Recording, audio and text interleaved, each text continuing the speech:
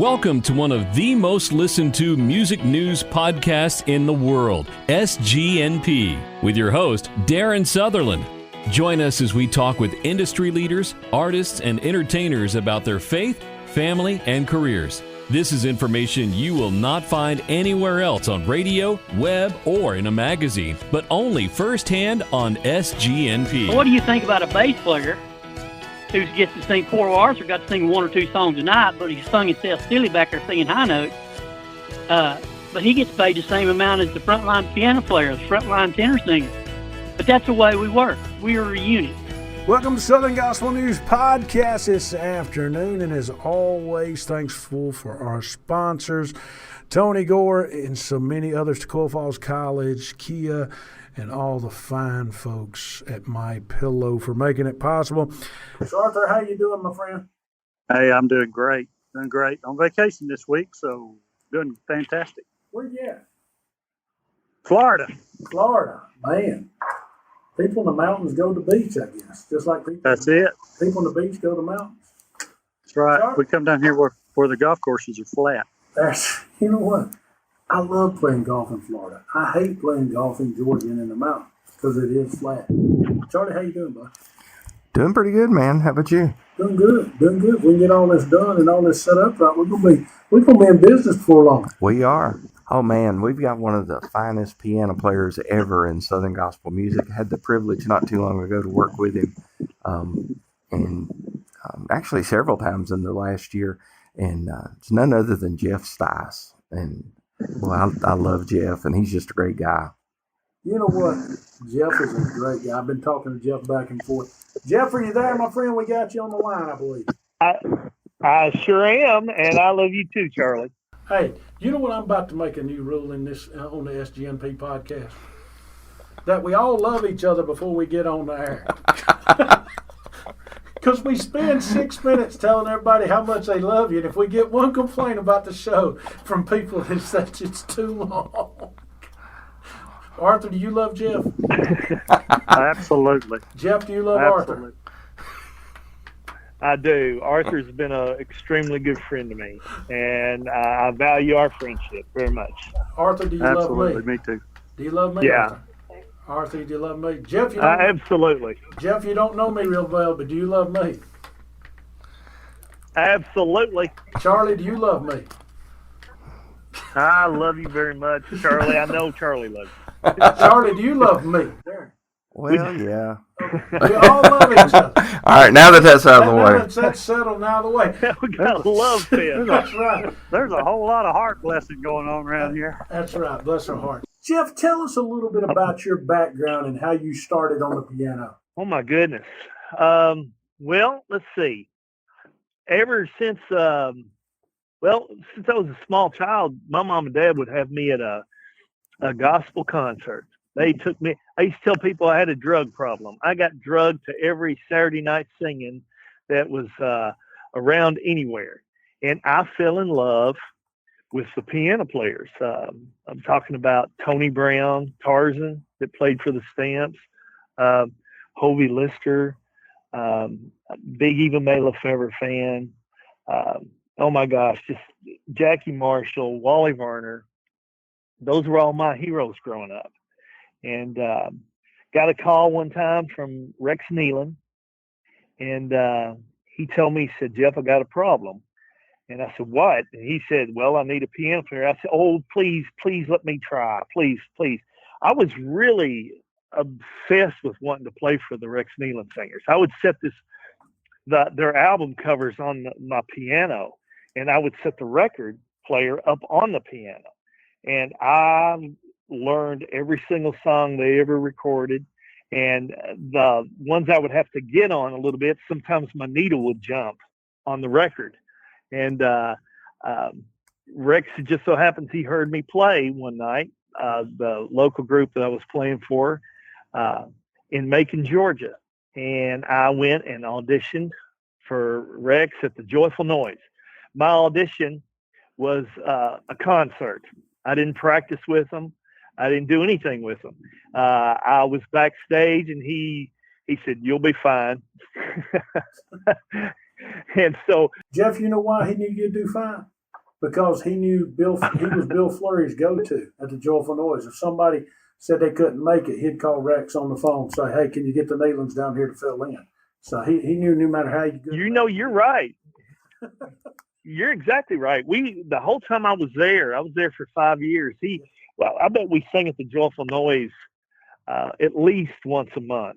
Yeah. And that was fun times. And I knew their songs. Mm-hmm. So when he called "Sun's Coming Up," I knew it was in E flat. "Come Morning," I knew it was in D. And "Robe and Crown," A flat. So I just had that branded on my brain, and I guess it was okay. I got the job. So You were like me, Jeff. When I went with the Kingsmen, I knew every Kingsman song that ever been done. Knew what key it was in. Knew every arrangement of it. That's what we grew up on. Yeah. Well, same way when I went with the Kingdom Airs, I didn't get no audition. My first day with the group, Steve, we were doing the peak, sneak peek weekend, and Steve would call them out, and we'd just play them. I knew them because I wanted the job. Oh yeah. And I learned what I was supposed to learn, and I look back, and that's the way I got all my jobs. When I played for the Blackwood Brothers, it was Cecil and Ken Turner and Jimmy, in the group. Yeah. And my first weekend was a concert. That's funny. I never thought about that. I've never thought about that. So in other words, Jeff, none of them ever gave you music. You just better know the song and go. Is that? Yeah, you sink or swim. That's the way it is. See, I do that to Charlie sometimes when we do stuff, and Charlie will look at me like, "Dude, I ain't practice this stuff." So anyway, I get it. Charlie? Well, you know what? And Arthur will back me up on this. I almost bet you he will. That was a time when he and I came into the industry, and I say industry for lack of a better word, I guess you could say, into this family, I guess is another way you could say it. I don't know that the work ethic is as great these days, and that's not a slam to nobody. We live in an age now where when you go into the studio, you can tune every word. You can move words over to fit phrases. And we didn't have all that when we started. It's like I said, you either swam or you sank. And I don't know. And again, please, I'm probably at the bottom of the list when it comes to measuring talent on piano players. But I don't know that, it's easy to play with tracks. That can cover up a lot of things. I don't know. Jeff, I'm not going to ask you who the best piano player is that you've ever heard, but who's the most Anthony Berger. Anthony Berger. I knew that was the answer. Everybody says that. Who's the most underrated piano player other than yourself? Because when piano players are mentioned, my friend, we asked this on our Facebook site yesterday, who some of the greatest musicians in gospel music were, and your name kept coming up. But who is some of the most underrated piano players? Oh my, I don't, let's see, off the top of my head. Yeah. I don't know. There's a lot of them that were probably underrated, but have gotten recognition as they have gotten older. Right. I think when you're measuring a piano player, you look at can he play without a band? Can he play with a band? Can he play with tracks? Can he play without tracks? Can he play with a click track? Can he play with a click track? That's a big one, ain't it, Arthur? Oh, absolutely. Yeah. There's a bunch of them that can't play the click track. Arthur, I asked Jeff the question. I'll make it easy on you, Arthur. Who's some of the ones? Charlie, jump in here. Who's some underrated piano players that y'all know in the business? I tell you, one of the most who I think one of the most underrated piano players that really never got any recognition at all, and was Rodney LaShawn, played for the Hensons. Oh wow, man! Absolutely. You just stole my person. Was he not incredible? He was. I mean, he was just a was. great. Yeah. But he was a band Yeah. player. You know, he was. You know, he didn't get step on anybody. He played when it come time to play his fills. You know, he played them cleanly, played them in time, and he was just a great player. And nobody ever really knew that. Well, you know, and I think maybe the same goes for Gary Prim when he was there. Gary got his recognition when he left the group and started playing in the studio. Oh yeah, absolutely.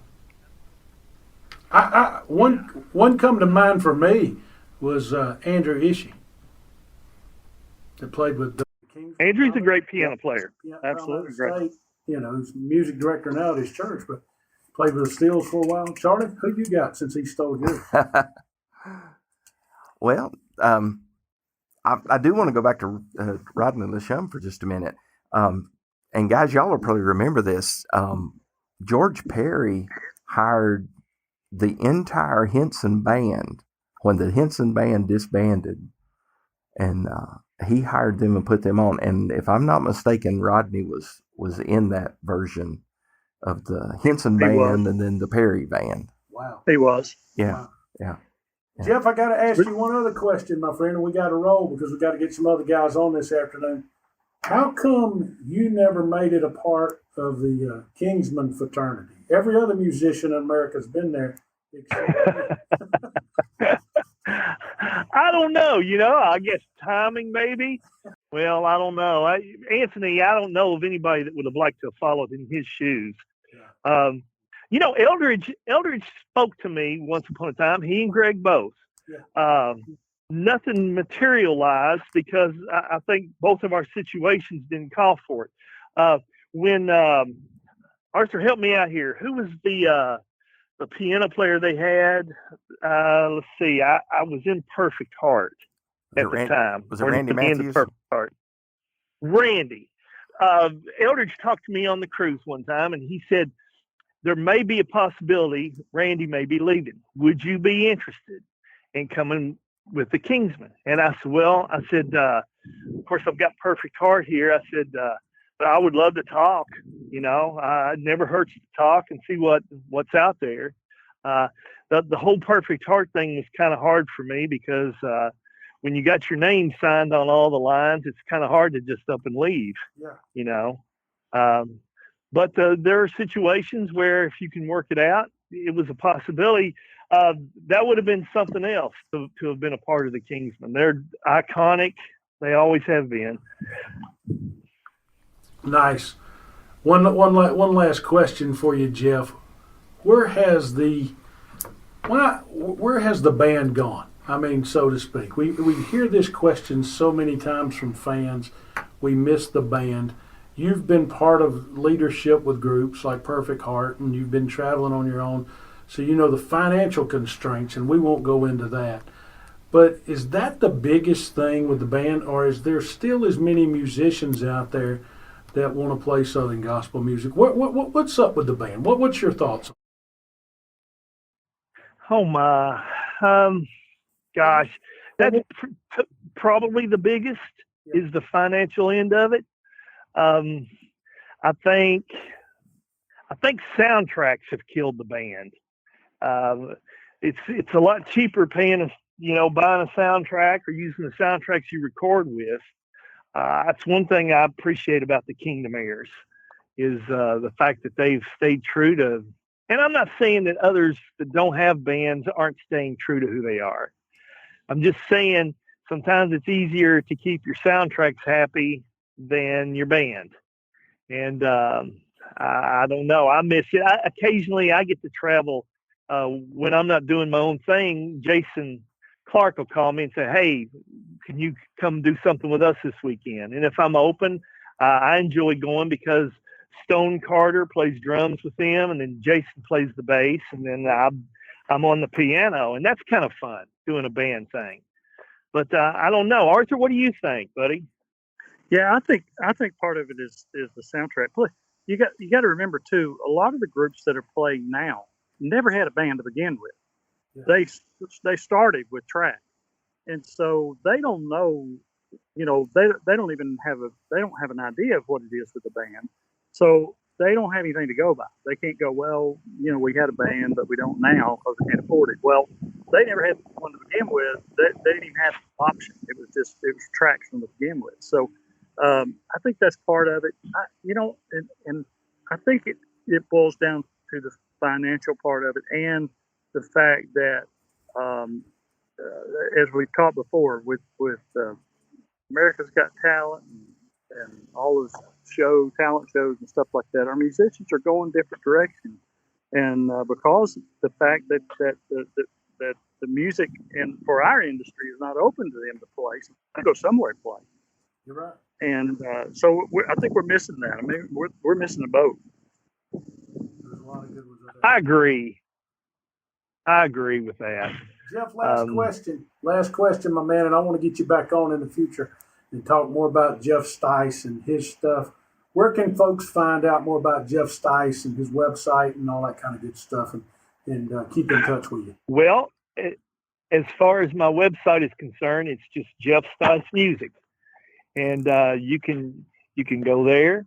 Of course, I have a Facebook page like everybody else, Jeff Stice. And then if you would like to book me in a piano concert, Michael Davis in the Dominion Agency, he handles my schedule, as well as Becky. Becky does a lot for me still. Becky Simmons Agency. There you go. Yeah. One last question, Jeff, and you got to answer this.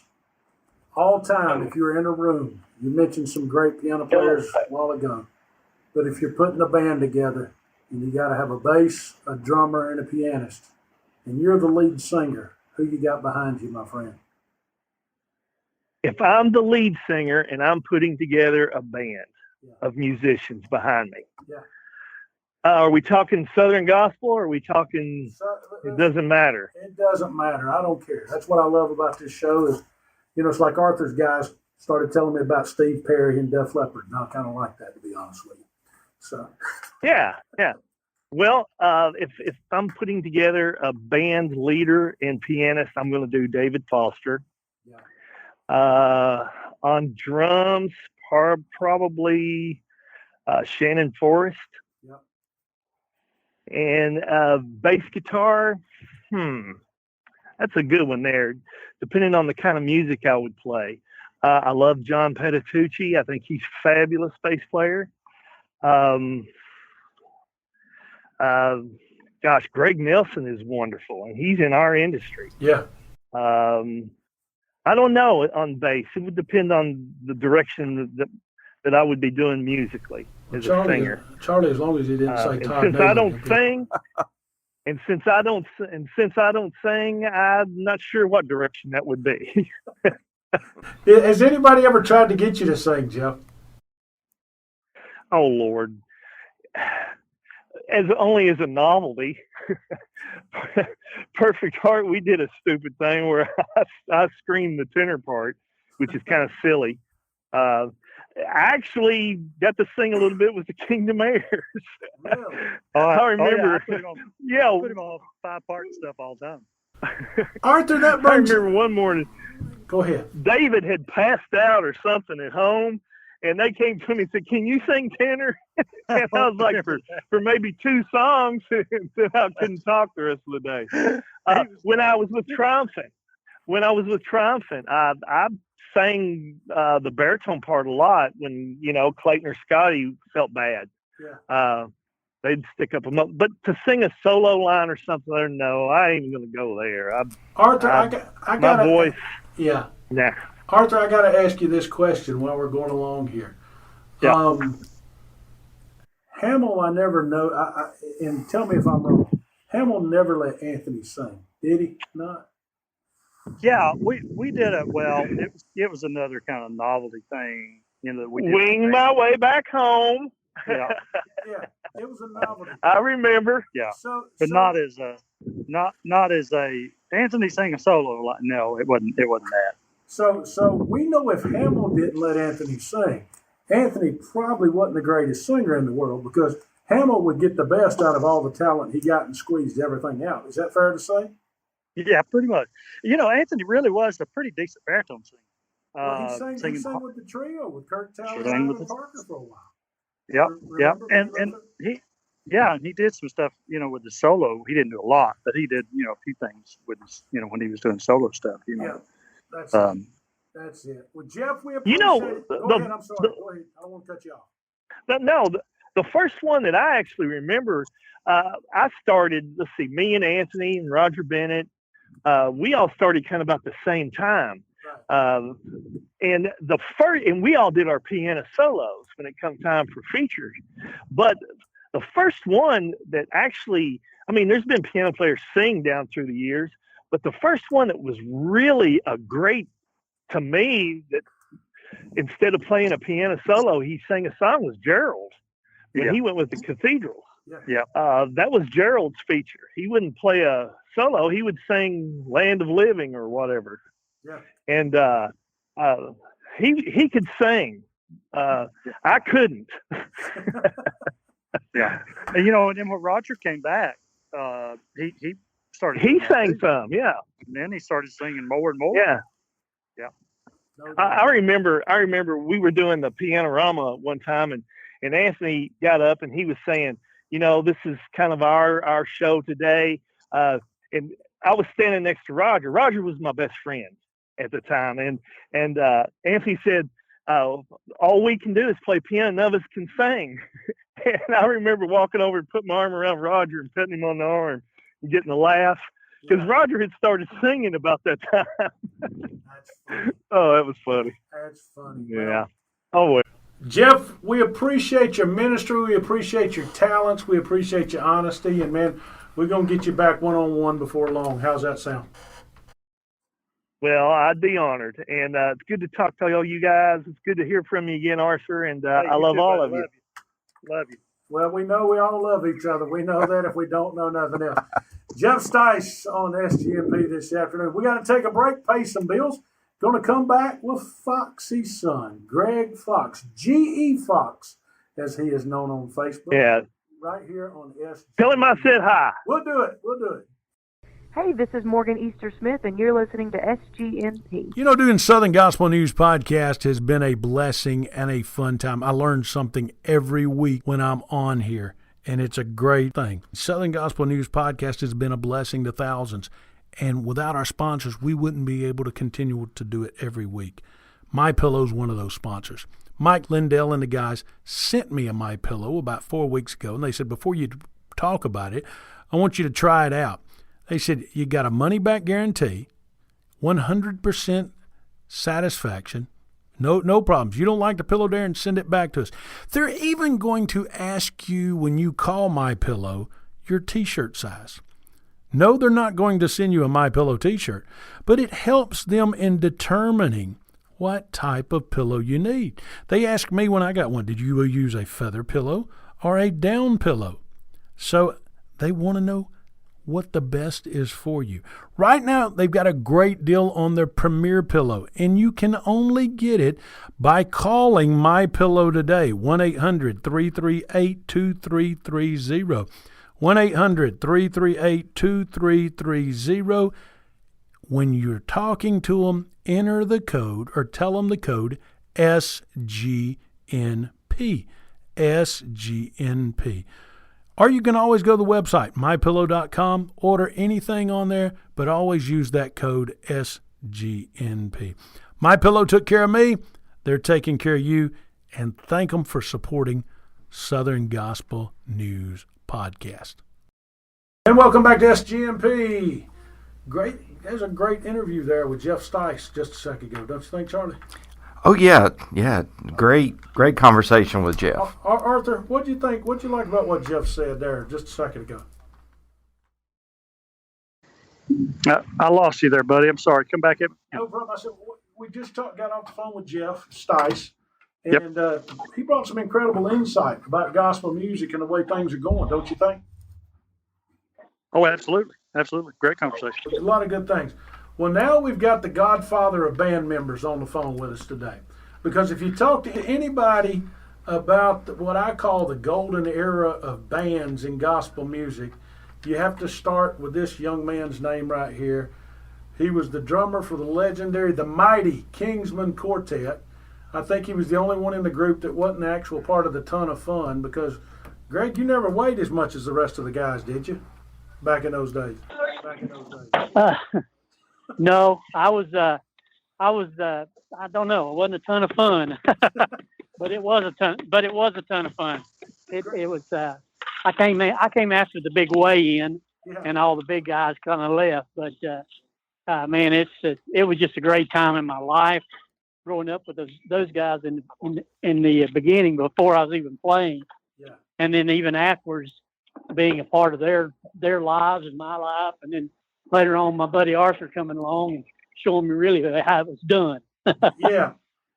Greg Foxx is on the line with us, folks. And Greg, before we get to talking about bands, and we're going to come back in a future date and do a whole show on this, but I would be remiss if I did not pause for just a second and tell you, I would virtually say 80% of the people we have talked to started in April, and we've had over 100,000 listeners.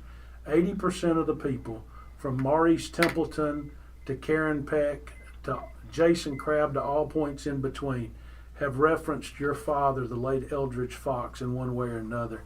And how does that make you feel, buddy? I mean, that your dad had such a great impact on the music and people's lives all over the world. Yeah. I'm just a blessed man, Darren. I'm just thankful that not only did I have a father like Dad, Eldridge Foxx, but he was my friend, and he was my mentor. He gave me every opportunity in life. Yeah. He brought me into this world. My mother did actually, but he gave me this. But him and Squire introduced me to eternal life in La Mesa, California, when I was 14 years old. So he gave me every opportunity in this life and my future life with Christ. Awesome. Your dad was a heck of a businessman, too. A lot of people don't realize that. Also, he was a quartet man, but he was a great businessman, too.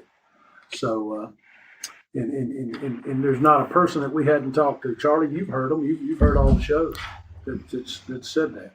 Yeah, I mean, it's kind of really been strange that it's been a running theme that people would just, they would reference Foxy, and the minute they would say it, I would wonder, are some of these newer listeners even knowing who we were talking about? But then just about as fast as I would have that thought, I thought, no, these people, that's just such a legendary name. I mean, his name's going to live on for many years. We're going to come back at a later date. We're going to do a show about Foxy, just like we did about Wendy Bagwell not too long ago. But, Greg, we're here to talk about bands today and great bands. And you were the godfather, so to speak, of the Kingsmen's band. You were the drummer. You've seen them all come through from the time you were a young man to a teenager there, all the way till the time that you stepped off the stage.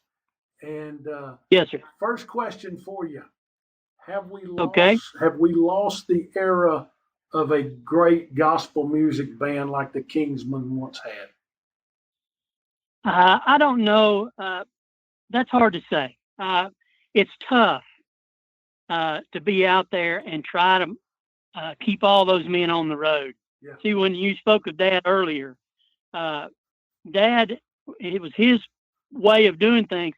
We did not have the Kingsmen and the Kingsmen band, or the Kingsmen and the other fellows, or it was just the Kingsmen. We were a unit, and that was the way it was until I left and left. We tried the group back in 2000, and I wouldn't say it's over. I'd hate to think that there wouldn't be somebody come along, but it's really tough because you gotta pay those guys, and they deserve to be paid just as well as the vocals. Now, don't take that wrong. Yeah. The vocal is the most important part of the band, of the group, of everybody. I mean, if you can't hear the words and you don't understand the words, and a song doesn't touch your heart, then I don't care how musically inclined you are and how musically just way above. You could be head and shoulders above anyone else as far as a musical person, but if you don't have the right words and the right song, you're a done duck. And that's what Dad always was all about, and what I was always about. It was the song first. I'd go to Squire and say, Junior, I need to get in that lower left-hand desk drawer and get some of those songs. And he'd say, well, buddy, I just don't, nobody listens to them anymore. I said, well, I do. And Dad always said, if you'll go with your heart, and if it touches your heart, then it'll be great. I mean, I've seen groups when I was a kid. I've seen Dad we would stand in the auditorium in the back of the actual auditorium. And it's called the Thomas Wolfe now, but it was the city auditorium. And he'd have groups in to sing. And you would see somebody like the Thrasher Brothers come out. And, man, they had the great band. They would rock the place. I mean, just have them throwing babies. The Oak Ridge Boys, have them throwing babies, stand up. And then you have somebody like this Chuck Wagon go on stage, and then they just be laid back, calm, everything's fine. But their songs were so in touch with what was going on at the time. And then later on, the McCameys, and you go to the record table, which I'm dating myself now. Yeah. Everybody would be standing around looking, why the Oaks? Why are we not selling records? Why the Kingsmen? Why are we not selling records? But then you can't get within 150 feet of the Chuck Wagon gang or the McCameys. And it's all because of the song. Yeah. That's the whole key to it. And Arthur can tell you, we got Jim Hamill let the band be a part of the Kingsmen. He could have put us in the background and hired much better musicians and everything. It could have been a lot different deal, but we were part of the unit. And in saying that, the unit was first. In order for that unit to work, it was a song. It might be Arthur one night. It might be Shep another night. It might be Little Ernie. It might be Ray. It might be Dad. It might be Anthony. It might be Beaver. It could be anybody, Big Ed, Squire. I mean, you just name them. But whatever was working that night, that was the band. I mean, we were a band. Even though we were the Kingsmen, and it wasn't the Kingsmen band, we were just a unit. No doubt. You played with arguably the greatest piano player of all time in the late Anthony Burr. Greg, where were you? Yes, sir. Where were you the first time you heard him, and what did you think? The very first time you heard him. First time I ever heard him, he was playing with a band called the Celestials, a group called the Celestials from down in Athens, Tennessee. And we were down there singing, and it was myself. In the band was myself, Nick Bruno, Jim McCauley, Gary Dillard, and Dad was playing Fender Rhodes. So we had a 5-piece band. Of course, it was Squire and Ernie and Big Jim and Ray. And we were singing down there for a little homecoming for a group, and Anthony was there with that group. And his mother came up and said, one day he's going to play for your group. And that's what she told Big Jim. And of course, Jim's like, yeah, right, sure. We'd never heard the kid before, So we watched him. Oh, he was probably 13 or 14. Wow. I was 2 years younger than him, so I hadn't been playing very long myself. And it was just amazing. And when we didn't even have to try anyone else out. We knew he was the one, not because it was just a given. Bruno, last 2 trips to the West Coast with Bruno, with Nick, he was just like, you guys you need to get Anthony in here, because he was not only a great piano player, which he was. He did a lot of great things, a lot of great studio. He was undoubtedly the best accompanist in this industry to date. Nobody before or after could do what Anthony could do. That's why he went with the Gaithers. That's why he did so well with Bill. Bill could throw a song at him. He may not know the song, but if he heard it through one time, it's over. I mean, it's Anthony's song then, or he could just catch it. His ears were just right in tune with it. And so not only he moved into my house when he was 14 years old, and he and I shared a bedroom, and it was just from that moment on, it was just Katie bar the door. I mean, whatever we could do. We left the stage, and Arthur can tell you this funny story. Big Jim this was back when I guess probably around 85, maybe Arthur, 86, we were playing at Opryland. And at the time, we used to play in what they call the Geo Theater, but they were working on it. So they had us out in this field just out in the field playing. Everybody was out. And there was probably 10,000 people out there, huge audience. 115 degrees. Time, 115 degrees. Oh, yeah, every bit. If it was one, it was 115.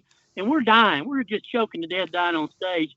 And Hamill, going through all his introductions and stuff, he says, how do you like my weight loss? Well, nobody knew. He and Big Ed was in this thing about losing weight. And so Hamill said, and so he got a nice little clap from the audience. He said, yeah, let me tell you about my diet.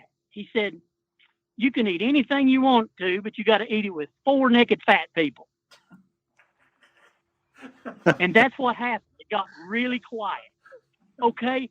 All of us on stage, the band, the vocal, everybody was dying. We're about to die. Of course, we knew not to laugh because, you do not laugh. And then you start to hear this little ripple in the back start to laugh. And before you know it, in about 30, 45 seconds, it went from cold, death, quiet to pandemonium.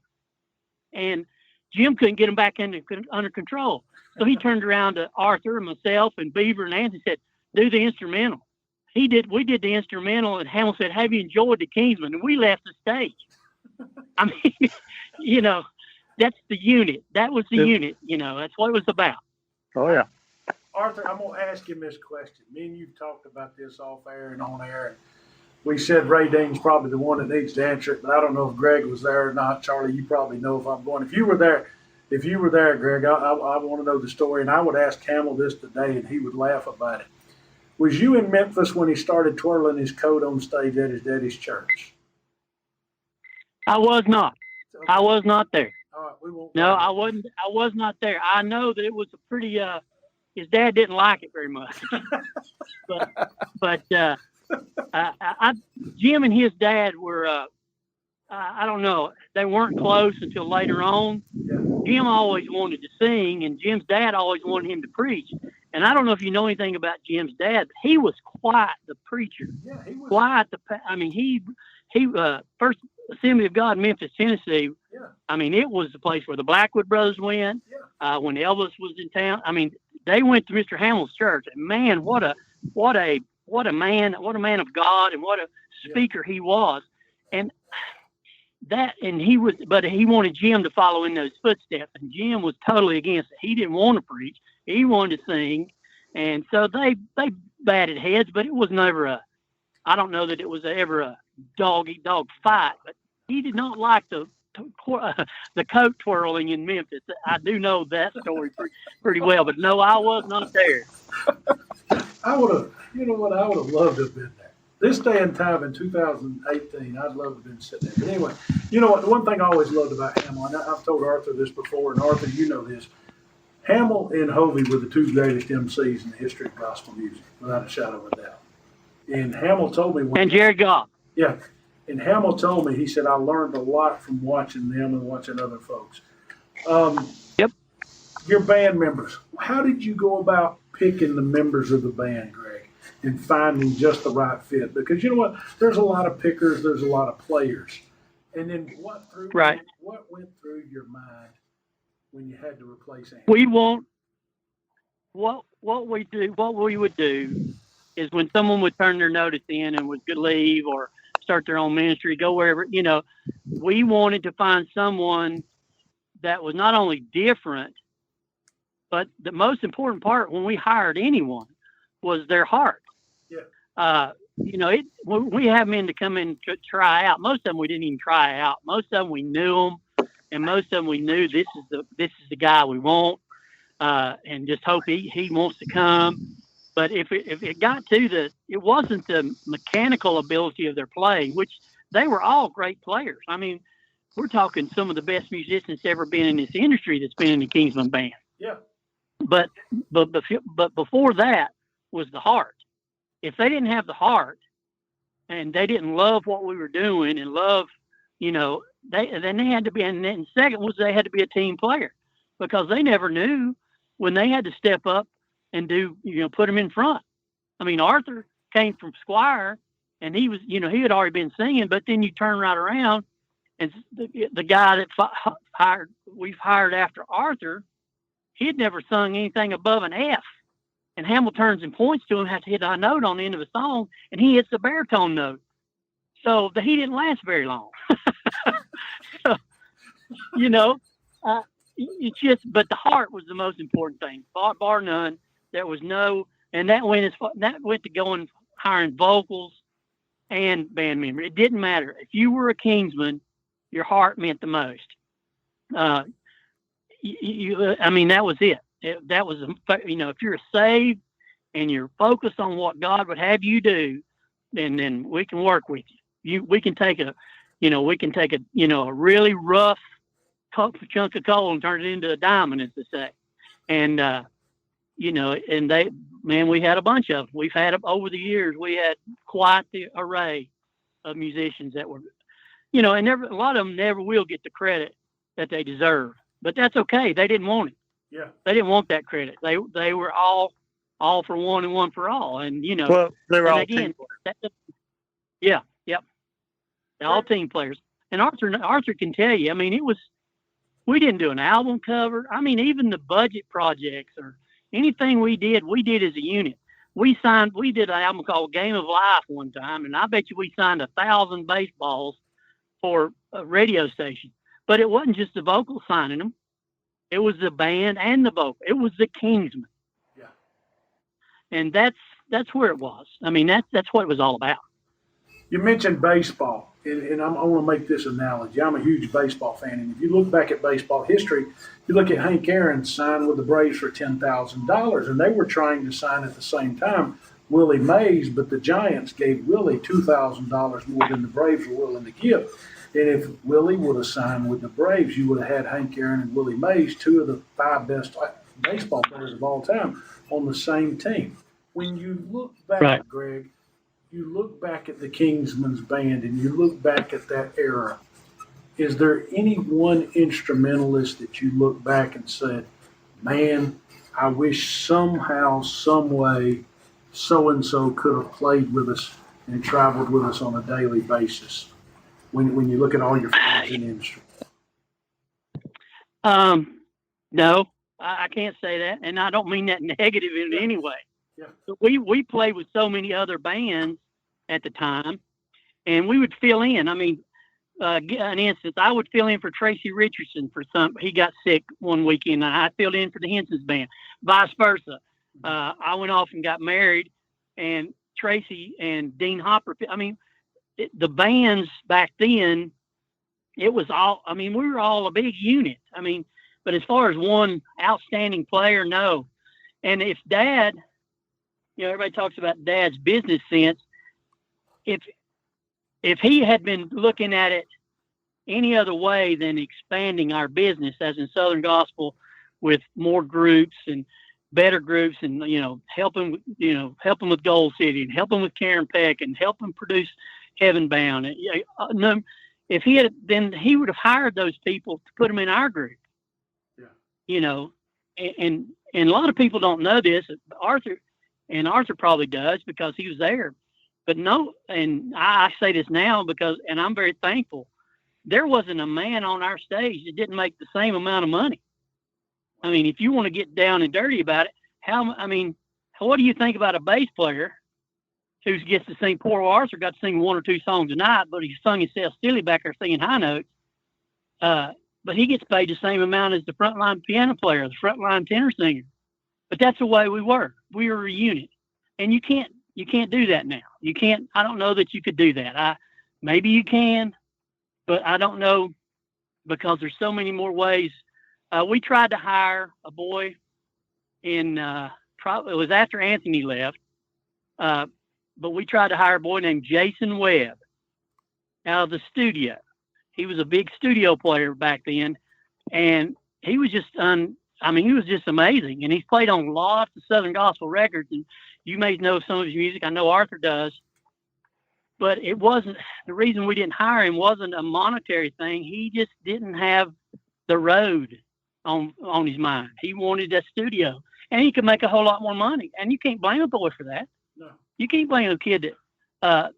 As far as players though, that I would have loved, I got the opportunity to play on stage with a lot of different groups. One of the last things I did, I got to play on the Spears final program with Ben and those guys and Brock, and at the Quartet convention years back, their final convention, and I got to play with a lot of them. I can't say that there was one that I look back and say, man, that'd been nice to travel. Yeah, I'd love to travel with all of them. I look back and I'd like to spend time with James Gordon Freed, for instance, great bass player, one of the all-time great bass players. But he didn't get the job with the Kingsmen. Wayne Maynard did.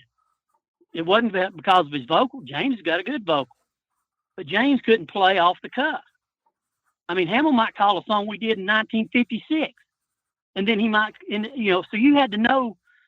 Time we finished, we had to know 50 years of material, and had to know it because, you never knew. We never did the same program twice in the whole time I was there. And that's the truth. Ask Arthur, he'll tell you. Oh, yeah. We never knew what was coming. And just as soon as we thought we knew what was coming, it wouldn't. It'd go the other way, wouldn't it? It would. It'd never come back. That's funny. Charlie? Greg, this is Charlie. You probably don't remember me. I played for Gerald Sweatman and the Liberty Quartet years ago. But anyway, I've just always been a huge fan of the Kingsmen and, of course, the Kingsmen band.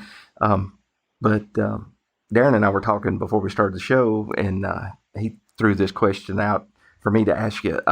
Tell us a funny story on Arthur from your days of traveling with him. Something that probably nobody else knows. Arthur, you know who got careful. Careful. Well, I told you earlier, there's nothing on Arthur. Arthur got always accused. Hamill made him out to be the big dummy. He would introduce poor Arthur as being, you walk around, he got his mouth sunburned at Disney World because he walked around with his mouth open all day. Stuff like that, And he had to play that role of being, this tall, lanky drink of water that don't know how to get in and out of the rain, which Arthur was not. He's a very smart and a very learned musician and vocalist. But it just the way it happened. But as far as a funny story on Arthur, man, I don't know. We just had so many fun times. It was just a great time. I don't know. I couldn't tell you a time that I was ever ashamed that I knew Arthur Rice, or that I knew Anthony Berger, or that I knew any of the fellas. And I hope the good Lord that they were never ashamed of me, But we were just a bunch of old boys from the mountains that loved to play and loved to sing, and we never got in the way of anybody else. There was times that, Arthur could have said, Foxy, hey, I want to sing. I want to sing all the time. And Dad would have put him up there. Of course, he wasn't most of the time anyway, because Hamill got too comfortable standing back and pointing fingers. So, but, it was, I can't get over, I don't know. And I'm not out there. I don't know what Arthur could tell you more than I, but I've seen the Kingdom Air some. But when I came off the road in 96 and then retired the group in 2001, from that time, except for the time I went back to spend time with Squire and help him, I've not been out there. And I don't know that I know that there's never been a bunch of guys that like to play and work and sing. How would you like to get on a bus with 9 other guys and go how many miles away all weekend long and still be smiling by the time you come back in on the weekend? You just didn't have. And that don't even count the times that they made you take the King's boys with you, right? Oh, absolutely. We in the beginning, they'd be on the bus with us for 2 or 3 days. Yeah. And we didn't care. It was fine. Anytime to give youth and people an opportunity to get out there and be a witness and show somebody. You never knew the cards and letters that would come to our office. For example, a funny story on Arthur. I'll get back to the funny story on Arthur in just a minute.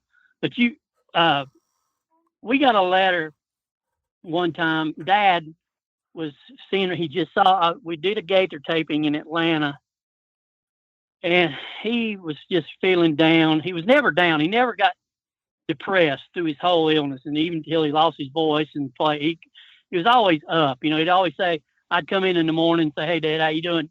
I'd say, "Hey, Pop, how's it feel to be better looking?" Or, you know, he's always on top of it. He's always, and he used to say, "Man, why am I here? You know, Rex is gone, Glenn is gone, you know, and JD's gone." You know, he would just rattle them off. I said, "Dad, how many times have you told me it's not about the individual? It's about the group. It's about," and then we get a letter saying, "Hey, Foxy, you're sitting in that chair, raising your hand and praising the Lord and making us smile. I don't have a problem with my disease, you know." Yeah. So, you know, Well, that's the biggest thing. it's like Hamill used to say, Greg, and I'll throw this out as we close. It wasn't a Kingsman album unless he let Foxy sing a song. And Well, that's true. and one of my favorite songs that I still remember to this day, one of the first songs I ever learned and sang in church myself was one your dad sang, and I can't remember if it was off Stand Up at Opryland or Live, Mississippi Live, but Angels Are Hard to Find. And your dad... Angels are hard to find. Yeah, and your dad certainly was an angel, and I know we're talking about musicians, and I appreciate your heart and what you've told us about. Well, he was one. He was. Dad was a musician first. Yep. I mean, Arthur can tell you. I mean, he'd just soon go out, sit down and play on the piano, or we'd work with the singing Goss. He'd go out and play Wally's organ, or with the Heisman, he'd go play Leon's organ with Nick. And I mean, it was all, Dad was a musician at heart. That's why he loved producing so much, because he could, you know, he could put that. And of course, again, that's the stories for another time. But boy, musicians, I hope that they're never forgotten. I don't think that they will be. I think they'll always be. But there's a generation out there now that don't have any clue that we had bands. You know, it's always been the band in the box, as we used to say. Yeah. And that's okay. You know, I totally get it. It's tough out there, because you know what? We're not singing about something that's going to make us a lot of money. Yeah. We're singing about the blood, and we're singing about crucifixion and a risen Savior and a Holy One that's going to bring us to an eternal home. And that's not popular.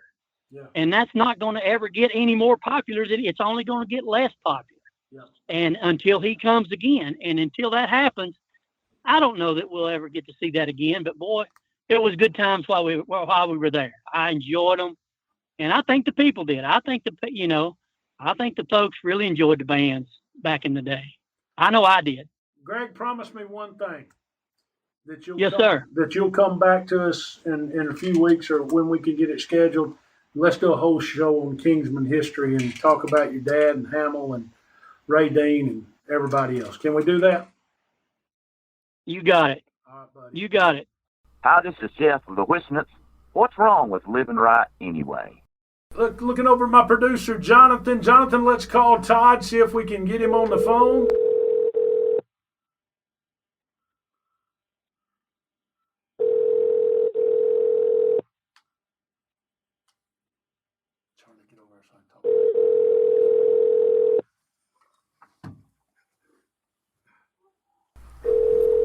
Well, Todd's supposed to answer the phone, Charlie.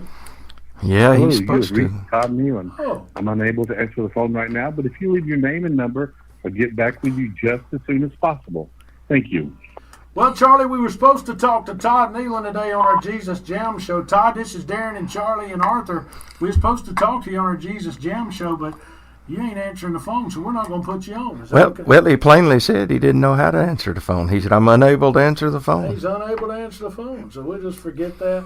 We'll talk to you later, Todd. Be good, buddy. Well, we called him twice, folks, and Todd didn't answer the phone. Charlie, what you think? Well, he's probably splashing in mud puddles somewhere. I hear he likes to do that these days. He might be mashing. Arthur, what do you think? I mean, should we call him back or just We talked to Greg a long time and had a great conversation with Greg. What was that? We did. We kind of went over with him and Jeff, but I guess we could call Todd back again sometime. We'll call Todd back another time. And if you want to talk to Todd Nealon personally, email me if you miss Todd. Just email me, d.sutherland@bgadgroup.com, and I'll give you Todd's phone number. How about that? Is that fair enough? Or Facebook us at southerngospelnewspodcast.com, and I'll just give you Todd's phone number if you want to hear his side of the musician stuff. Is that fair enough? I know he'd appreciate that. Yeah, I'll give his phone number. I don't mind. Because you know what Greg said about Todd? Greg said that Todd always, tried to be Mr. Clean, and he was the one stirring up trouble, like Tommy handcuffed Karen Peck to a bus. Your recording has reached the maximum length. To replay your message, press 1. To delete and re-record your message, press 3. For delivery options, press 4. To send it back, press 6. To cancel this message, press star. To send this message now, press pound or hang up. Well, Arthur, it's been fun, buddy. To delete and re-record your message, Just press kill it, 3. Jonathan. We got to For get out of here. delivery You've been listening to SGMP, Darien Southerland, Charlie Sexton, and the great Arthur Rice. Tell a friend about us, tell others about us, and keep listening. What's wrong with living right anything, Charlie? Not one thing, Todd. Darren. Talk to y'all soon. Bye-bye. SGNP is brought to you by Toccoa Falls College in Toccoa Falls, Georgia. More information on TFC, call 706-886-7299 or visit them online at tfc.edu. That's tfc.edu. Since 1907, TFC, glorifying God through seeking and developing leaders who will impact the world for Jesus Christ.